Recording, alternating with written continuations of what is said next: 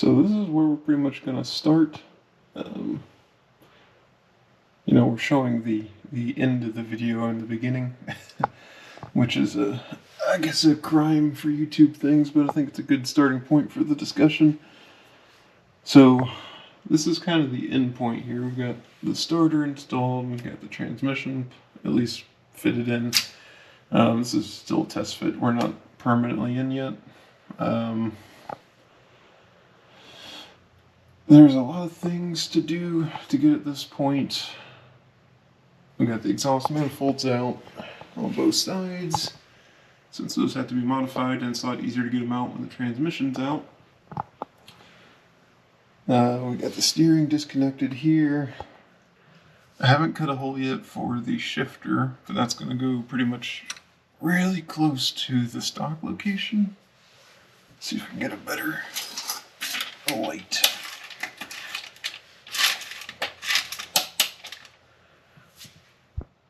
So, yeah, you can see here's the linkage. I actually took the shifter bracket off for test fitments. Makes it a little bit easier. So the shifter is going to end up going here approximately, which is pretty much where the stock automatic shifter came through the floor. I've also raised the vehicle up.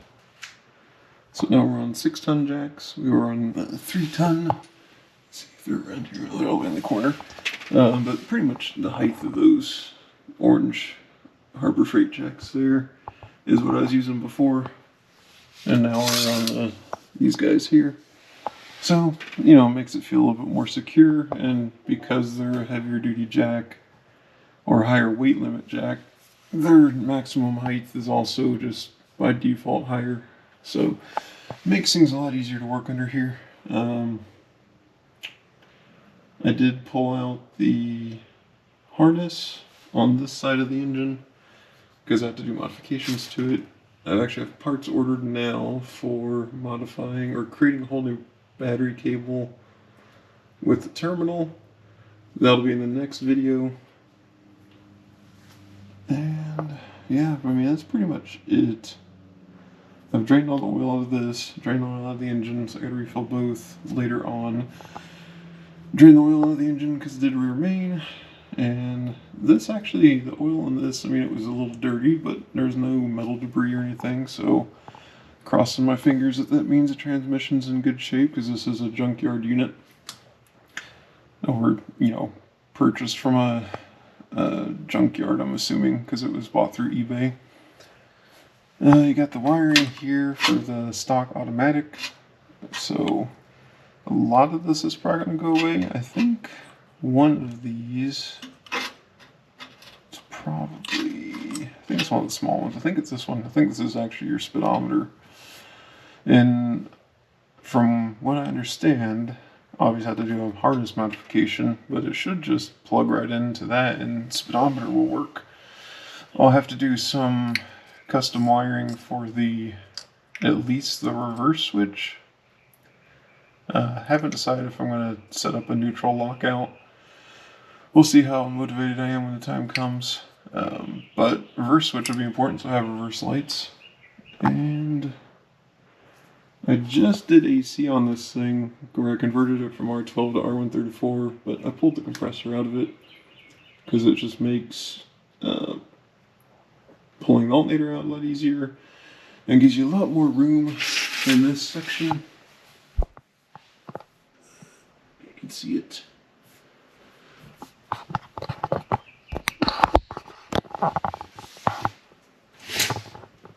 But that's where all the harnesses run through, is in that whole area there. You gotta undo all the wiring on the alternator, and it kind of runs through the engine mounts and everything like that. So again, it's just easier to do it with that all gone.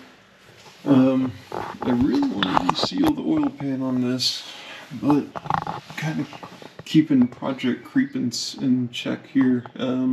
Unfortunately, resealing the oil pan on this means dropping the whole front cross member,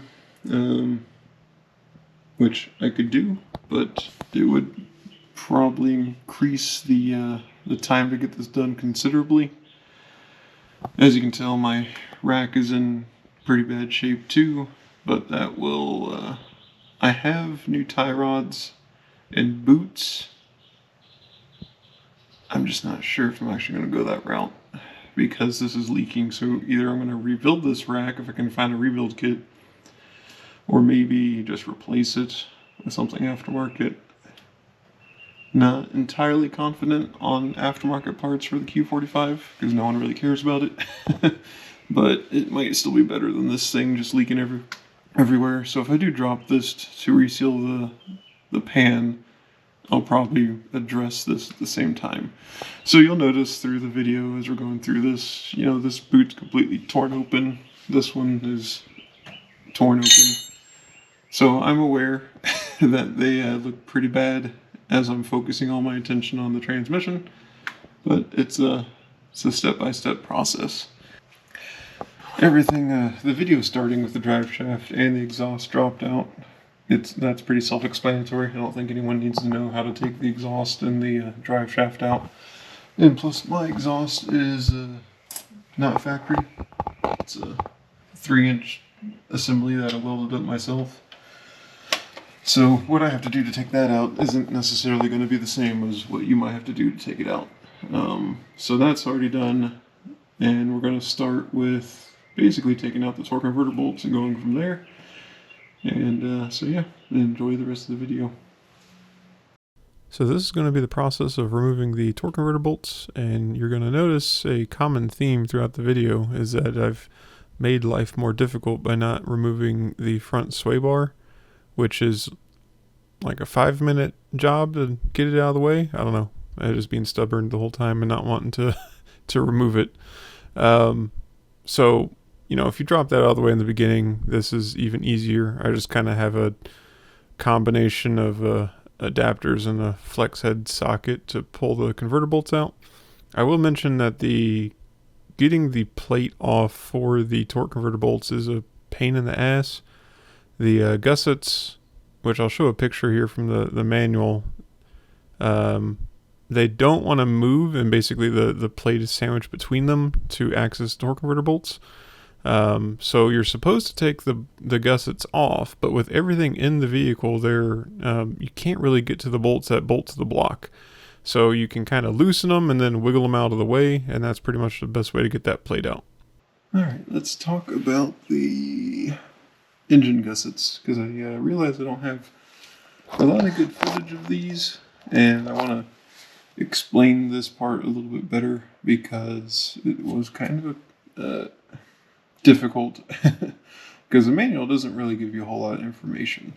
So when we're talking about the engine gussets, we are talking about these brackets here that you can see that run along that bolt to the side of the block. So there's one on both sides. So there's the mounting bolts there. You can see that they're right underneath the engine mounts. It's kind of the same way on the other side.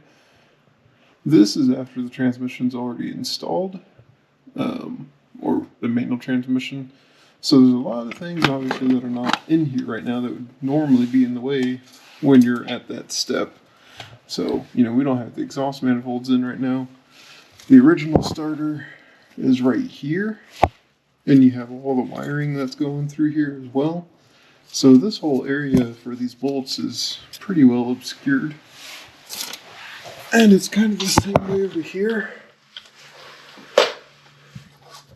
For the driver's side, you have the steering linkage, or the steering shaft, and then you have the automatic transmission cooler lines that run through here, and you also have, obviously, the exhaust manifold that's not here. So right now, you know, they look like they're easy to get to, but they're not. And the manual, as you saw, or will see, doesn't really say anything. It just says, you know, remove the gussets. It doesn't say what you have to remove to get to them. So I don't know if there's a way to get them out easily with everything installed. What I ended up doing is just, you can get to these by, I think you can loosen them with a 17mm wrench if you have a decent wrench that's kind of skinny. You can at least break them loose, and getting them loose will then allow you to kind of wiggle them.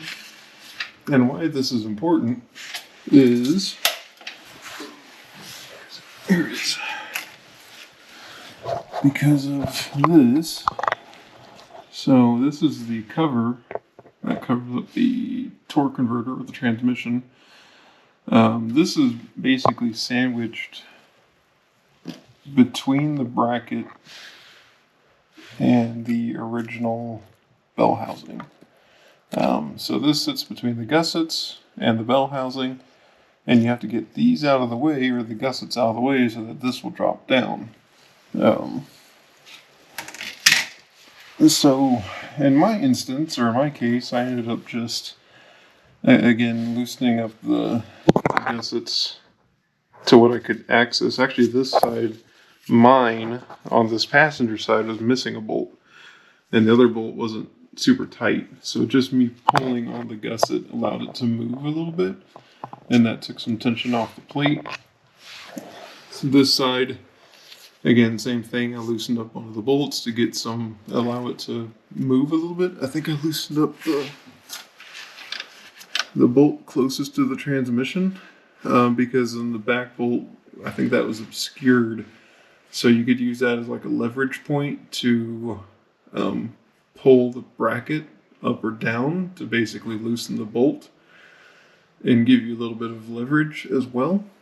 Or get this gusset to move to take some tension off of that plate. And then if you look here on the block, but that's where that plate kind of sits up against. So you can actually get a screwdriver or pry bar in there and pull down on that with the pry bar or the screwdriver. And that will, over time, as you work on both sides of it, because it's the same way on both sides, with the gusset still in place, as you work that down, then you can eventually slide the torque converter cover off to get to the bolts. I hesitated to include this footage, but it's hard to talk about transmission removal without showing transmission removal. Some mistakes were made, and the information I was able to find about the weight of this transmission I believe was incorrect. The info I found online claims this transmission was about 300 pounds, but that is likely empty and without the torque converter. The torque converter alone is probably about 70 pounds, along with some residual fluid still in the transmission after I drained it. We're probably pretty close to that 450 pound weight limit for the jack. This is one reason I went and upgraded my jack stands, because I was so close with limited perspective of the jack, I didn't notice it was bending. I actually thought the transmission was getting caught on something initially. I then thought I could power through and just keep lowering the jack to help stabilize the jack, but that made things worse, and because there's no wheel locks, the jack slides out as I try to adjust the transmission position. My main goal was to get out from underneath the car once the transmission shifted, as my concern was the transmission hitting a jack stand. I could have grabbed it by the tail shaft instead of the mount, but again, I was trying to maximize distance, and with everything happening fast, that was just where I decided to hold it. The transmission did land on my hand, but thankfully did not break anything, and was mainly just a cut in my palm and damage to my pride. I don't blame the jack. This was user error, as I didn't have it strapped down, and I didn't do my due diligence to research the weight of this further, instead of relying on what Google told me. So, just be aware of that. If anyone else is doing this themselves, just make sure it's properly secure. Maybe go for the upgraded jack or transmission jack as well.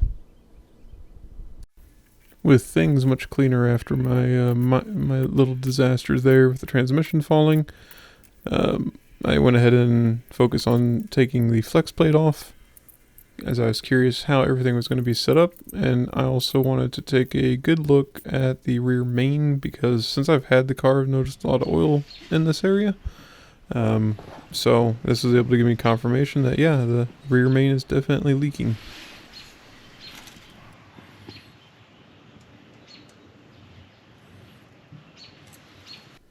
For this step of the process, I'm just cleaning up the mating surface on the block to where it's going to meet up with the adapter, because you want this area perfectly flat with no bumps or debris or anything in the way that's going to affect how that mounting or how the adapter plate sits.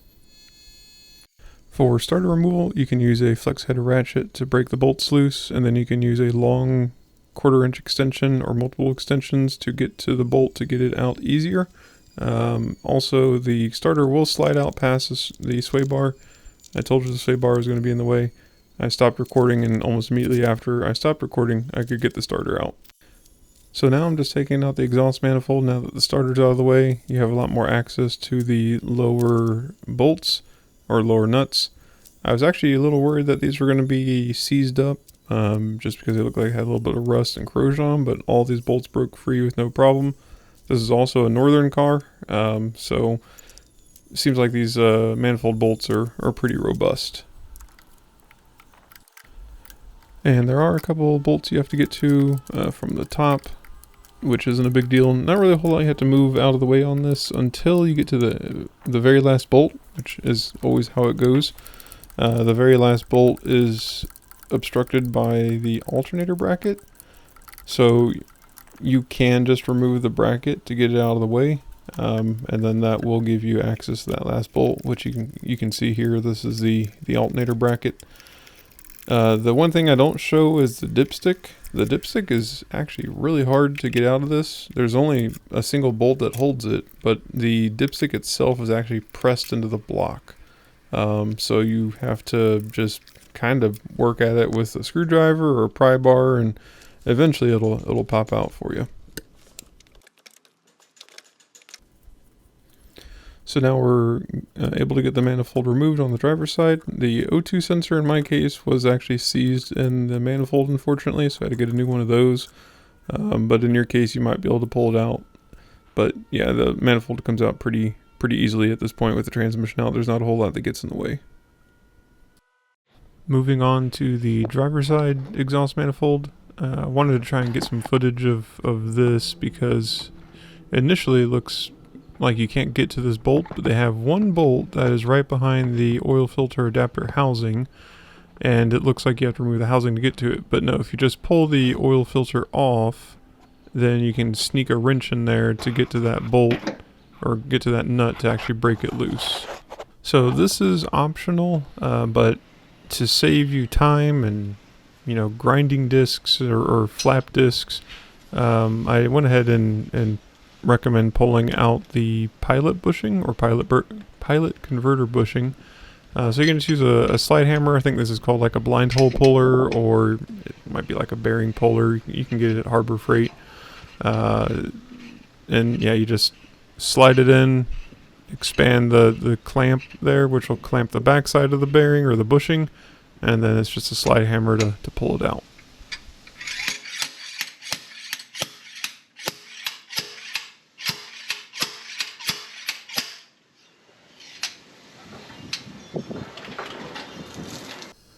For the 300ZX manual transmission kit, you have to add an adapter for the flywheel, and adding the adapter requires you to modify the crankshaft. So you actually have to cut the crankshaft snout down to about 6.5 millimeters tall, which is one reason why I pulled out the pilot converter bushing, is because you would end up having to grind through that, and then you would be able to go down to the actual crankshaft to grind it down. In the beginning, I tried a few different things. Like I tried a normal grinding disc, then I tried a carbide bit. Both of those weren't really super effective. I would definitely recommend you use a flap disc made for stainless steel, and then that took down the material very fast.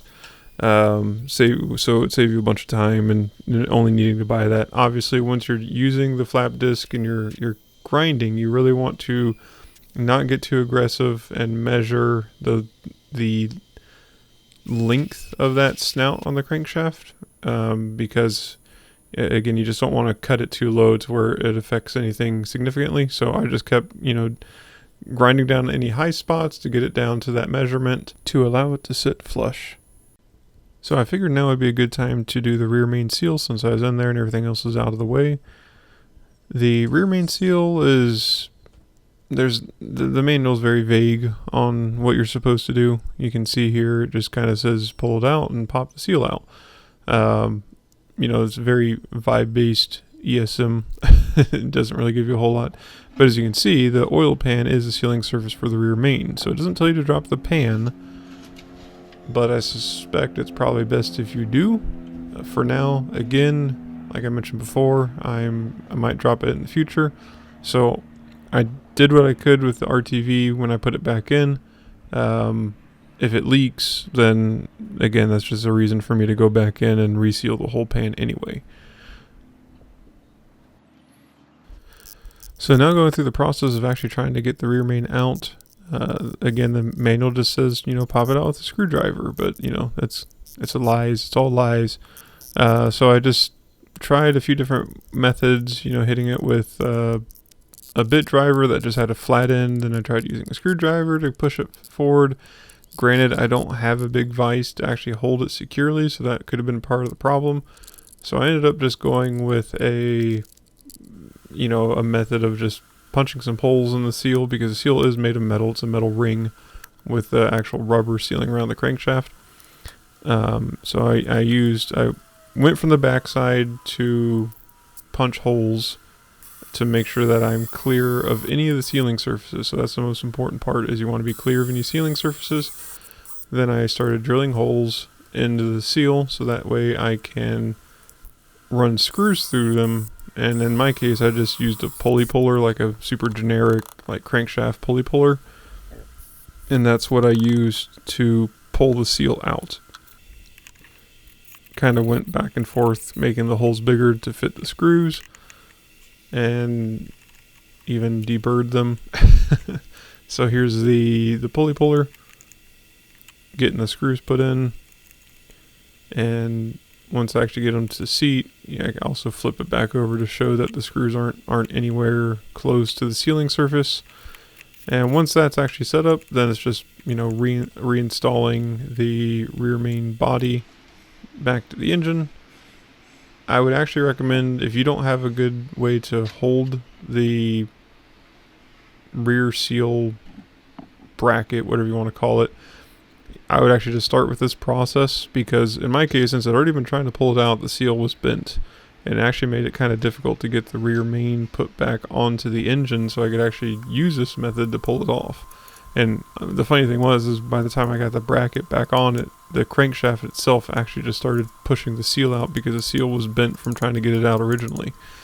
But yeah, you can just see here, once I've got that puller on there, the seal just starts coming out pretty easily, and then I take the whole assembly back off again once it feels fairly loose, and then I can just pop it out.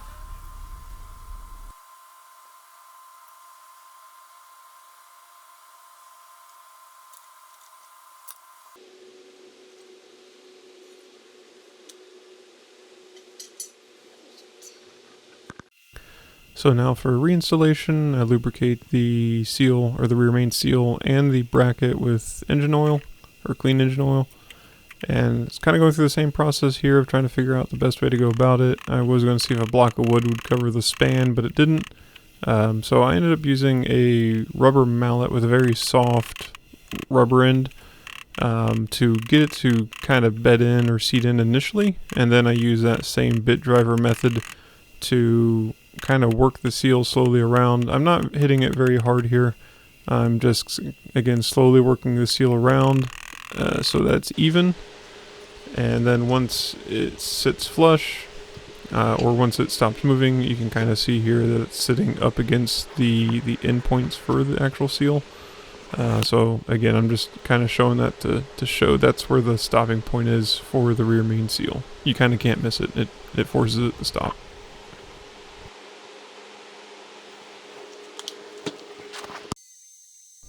And this is the reinstallation of the rear main seal bracket. So again, I applied a pretty heavy coating of RTV on the bottom, even put 2 little beads in the corner where it meets up with the rest of the block and the pan, just to try to get it to seal. I guess we'll find out later if it's actually going to seal. Again, if it doesn't seal, then we'll just pull the whole thing down and reseal the whole pan all at once. This is part of the adapter kit. This is the actual flywheel adapter. Be on the lookout if yours doesn't want to sit flush, even though you're at the measurement that the manufacturer mentions, which is 6.5 millimeters, if it still doesn't sit flush, make sure your pilot bushing in this adapter is where it's supposed to be. In my case, mine had to be pushed down about another millimeter, a millimeter and a half, so that would actually clearance properly with the crankshaft. And you can see here, this is kind of how it looks as it all goes together. I was just throwing in 2 bolts to confirm that it does actually sit flush. Now it was finally time to install the flywheel, and this felt like it marked a kind of a significant point in the process, because it's just like, you finally got the crankshaft modified, you got the flywheel on, it feels like you're not too far away from having the transmission in. There's still a lot of work to be done at this point, but again, it still feels good to, get the flywheel installed and admire your progress so far. And I'm not installing the clutch at this time. That won't be for a while. This is mainly just so that the flywheel's holding the flywheel adapter down without needing any spacers, and also for test fitting the transmission.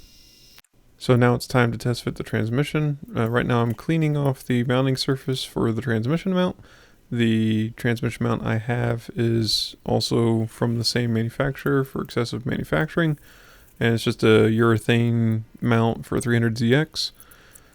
And then it's just kind of from here going through the process of getting it mounted. I'm kind of looking at how the bracketry and everything goes together to see if I can put the bracket on first or if I should wait. And I have learned, and look, we have a strap on the transmission jack this time. Also, this manual transmission is significantly lighter than the automatic. This manual, I would say, probably weighs around 200 pounds. So it's not nearly as heavy as the automatic. So the jack and everything is actually handling it okay. I do have to make the judgment though, because the ratchet strap is actually getting in my way to get this mounted. So I do actually take it off the ratchet strap. But at this point, I'm able to slide the rear mount in to at least get the rear mount on there, and not have to worry about it tipping or anything like that. Also, the transmission just fits securely on the jack compared to the automatic.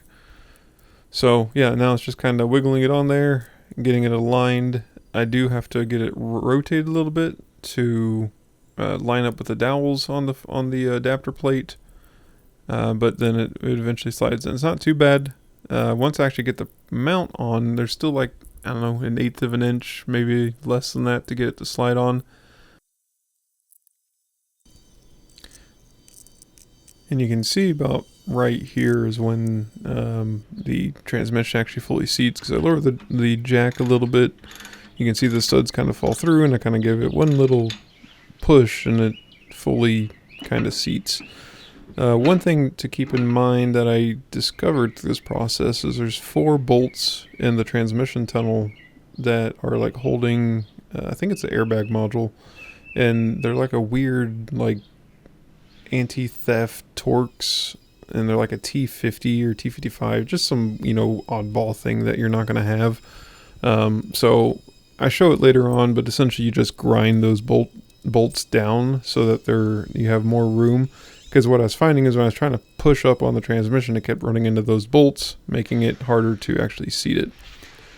And this is just showing where the starter would go, but you can actually see the input shaft going through where the starter is, or going through that hole. So you can kind of use this as a way to confirm that your input shaft is actually, seated and where it's supposed to be.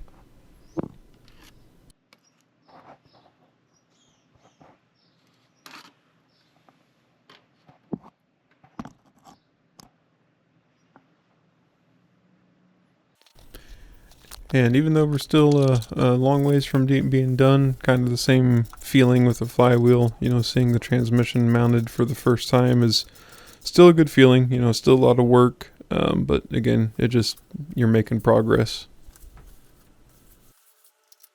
So our next project is clearancing the block where the original starter used to sit. This is all hollow, but you're just clearancing it so that the starter housing will clear this area. So what I'm starting with here is I'm actually marking, I'm basically going to cross drill this, or I'm going to drill it from the front, try and drill it from the bottom, and then use a carbide bit to help cut out the material in between. It kind of works. It's messy as hell. I would almost say if you're going to do a rear main, do it after this part. I didn't realize how much like debris this is going to spray everywhere. I'm still cleaning up little aluminum shavings everywhere inside the garage periodically. But yeah, so I just started off drilling some holes from the front and just progressively going larger and larger. Again, just taking out material. And then later on, I do the same thing from the bottom. I do remove the engine gusset on the passenger side to give me a little bit more room. And also, I finally realized that it's a good idea to drop the sway bar. So the sway bar gets moved out of the way. And that allows me some more clearance to drill out from the bottom. And then, again, it's just a process of going back and forth with the carbide bit, kind of notching everything out, cutting out the webbing essentially between your drill or between your holes. And then at one point towards the end, we switched to using a cutoff wheel. And now that there's enough material kind of moved out of your way, you can use a cutoff wheel to just chop out what's left. Now you could also completely just cut out this area. The reason I didn't want to do that is because the adapter plate does still rest against this area of the block. And I didn't want there just to be a huge gap to where there's no support for the adapter plate, even though there's not actually bolts running through this area. I just didn't want it like free hanging because I didn't want that to cause like stress fractures or anything in the adapter plate. So that's why I notched it in this way.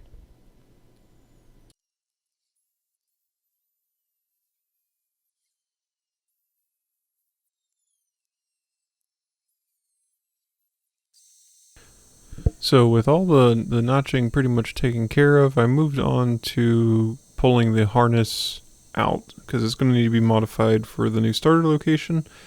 And since I have to reinstall the transmission, the harness is kind of run next to that passenger side gusset. So I wanted to pull the gusset out so I could pull out the rest of the harness before I reinstall the transmission, just so the harness is out and makes it easy to modify. So there's some connectors on the frame rail you got to pull off to finish pulling out the harness. And there's also several like harness clips or locks along the way as well. Most of them are pretty easy to get to. This is with the AC compressor already removed. The AC compressor sits underneath the alternator. So that was already taken out. And actually I ended up pulling the alternator out as well, just to give me more access. Also, my alternator is like covered in old oil from a previous oil leak that I fixed when I first got the car. So I figured now is a good time to clean up the alternator as well. From here, we're pretty much just taking out these cables that come right off the battery cable. And then you're pulling out a connector that's in that relay box as well, which is right there, I believe. Yeah, I pulled out right here. And then there's another cable on there that I got to take off. So then that allows, from here, us to pull the whole harness out. And then we can kind of get a better look at it. And as I'm trying to figure out, can I separate just the starter cable? In this case, those two, or the cables that you saw on the fuse block that I pull out, are going to the fuses, and they kind of route through each other. So they are fused, but the actual starter cable itself is not fused. And so now I have the harness out, and here is the starter solenoid connector. And the good thing here is that the starter solenoid connector is the same connector used on the 300ZX. So the 300ZX and the Q45 both have the same connector type. So this makes it easy for me to just cut that wire, lengthen it, and then you're done. You don't have to do anything else. So you can see here that it plugs in without any issue.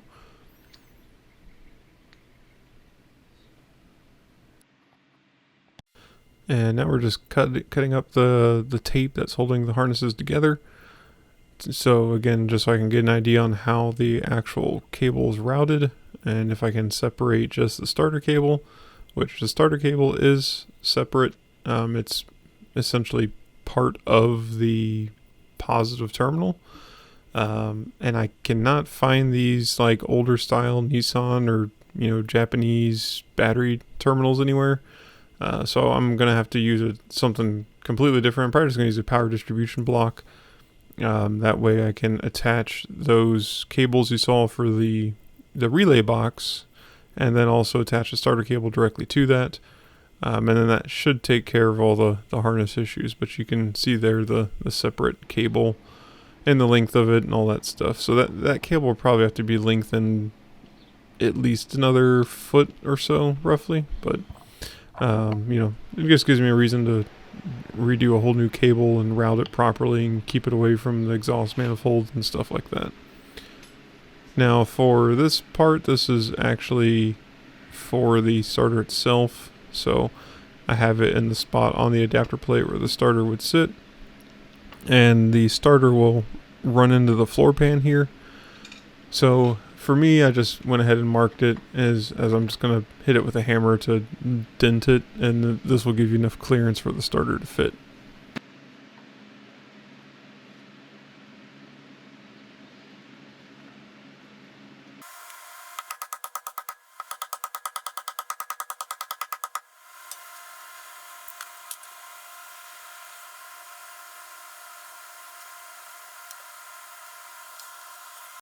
So these were the bolts that we talked about earlier, the ones that hit the top of the transmission when you're trying to get it installed and aligned. These will also probably interfere with the shifter bracket. So when I was installing the transmission, I didn't have the shifter bracket installed. But it's mainly those 4 bolts, the 2 big ones on the side. The 10 millimeters don't really seem to be in the way, but they take some collateral damage from the grinding, but it doesn't really matter. But yeah, this is just, after I ground them down. So they're pretty much flush with the nuts, and then you can also kind of see that little hump in the tunnel as well. So that's kind of the same height of those 10 millimeters. So that's why you don't really need to worry about grinding the 10 millimeters down.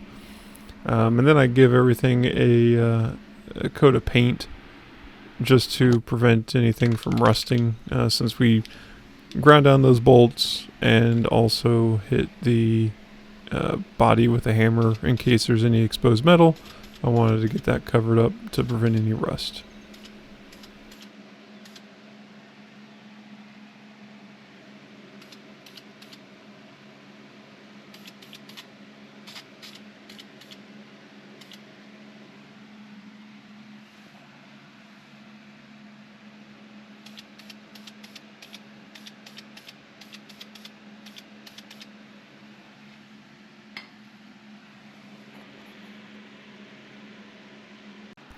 So during reinstallation of the transmission, so I could check starter alignment, I noticed something where there was a gap between the transmission bell housing and the adapter plate. So this goes back to what we talked about with the gussets, and how you have to kind of move them out of the way, how you're dealing with that torque converter cover and how tight that is. Plus mine was also missing a bolt earlier, so I think this gusset is actually bent, because what I discovered is that if I loosen this top bolt, the transmission and the adapter plate become flush again, like there's no longer a gap. So because of that, I'm probably going to pull that gusset back off, and I'm going to try to hammer that flange flat, because I think it's trying to pull the whole adapter plate over because the gusset itself is bent. But you can see now there's no light shining through between the transmission and the adapter. So because this was a junkyard transmission, I did not have the original mounting hardware for the starter, so I went ahead and got some new mounting hardware. You can only get the nuts in a pack of 10. But this, everything went together pretty easily here. You can see the notching for the starter. We have plenty of room. So there was, maybe took a little bit too much off, but that's not really a big deal because, again, this is a non-structural part of the block. I just didn't want to cut that area out completely since the adapter plate does rest against it, and you can kind of see it here in a moment. But that's pretty much it for the video. I feel like you know, we made good progress here. There's just a lot of things that have to get done for this all to fit. But again, at least transmission's in, and a lot of the big stuff is done. Now we're just left with doing the starter cable, exhaust manifold modifications, and the floor pan modifications. But that'll be covered in the next video, and see you then.